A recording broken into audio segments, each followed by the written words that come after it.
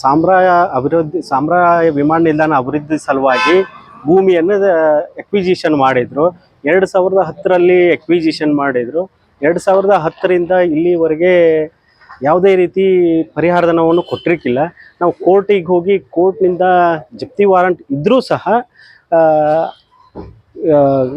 ಭೂ ಸ್ವಾಧೀನ ಅಧಿಕಾರಿಗಳು ಯಾವುದೇ ಪರಿಹಾರಧನವನ್ನು ತುಂಬಿರಲಿಲ್ಲ. ಆದ್ದರಿಂದ ಮಾನ್ಯ ನ್ಯಾಯಾಲಯದವರು ಜಪ್ತಿ ವಾರಂಟನ್ನು ಇಶ್ಯೂ ಮಾಡಿದರು. ಆ ಪ್ರಕಾರವಾಗಿ ಜಪ್ತಿ ವಾರಂಟ್ ಪ್ರಕಾರ ನಾವು AC ಅವರ ವೆಹಿಕಲನ್ನು ಜಪ್ತಿ ಮಾಡಲಿ. ಕೃಷಿ ಜಮೀನು, ರೈತರು ಕೃಷಿ ಜಮೀನುಗಳನ್ನು ತಗೊಂಡಿದ್ರು. ಆದರೆ ಇಲ್ಲಿವರೆಗೆ ಪರಿಹಾರಧನ ಕೊಟ್ಟಿಲ್ಲ. 16 ವರ್ಷ ಆಯಿತು.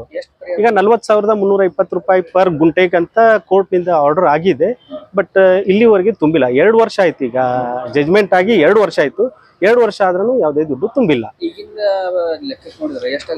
ಈಗ ಲೆಕ್ಕಕ್ಕೆ ನೋಡಿದ್ರೆ ಈ ಕೋರ್ಟದ ಆದೇಶದ ಪ್ರಕಾರ ನೋಡಿದ್ರೆ ಬಡ್ಡಿದನ ಮತ್ತೆ ಎಲ್ಲ ಸೇರಿ 46 ಲಕ್ಷ ಚಿಲ್ಲರ ಸಮಥಿಂಗ್ ಅದ ರೀ.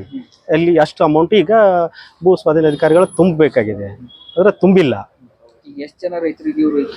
ಇದರಲ್ಲಿ 6 ಜನ ರೈತರಿದ್ದಾರೆ. ಹಾಂ, 2 ಕೇಸ್ ಇದಾವೆ. 2 ಕೇಸಲ್ಲಿ 6 ಜನ ಇದ್ದಾರೆ. ಒಂದು ಕೇಸಲ್ಲಿ 2 ಜನ ಇದ್ದಾರೆ. ಇನ್ನೊಂದು ಕೇಸಲ್ಲಿ 4 ಜನ ಇದ್ದಾರೆ. ನಾವು ಕಂಪ್ಯೂಟ್ರು ಮತ್ತೆ AC ಅವರು ವಾಹನ ಜಪ್ತಿ ಮಾಡಿದ್ದೀವಿ. SS ಶೆಟ್ರೆ, 3ನೇ ಹೆಚ್ಚುವರಿ ದಿವಾಣಿ ನ್ಯಾಯಾಲಯ, ಬೆಳಗಾವಿ.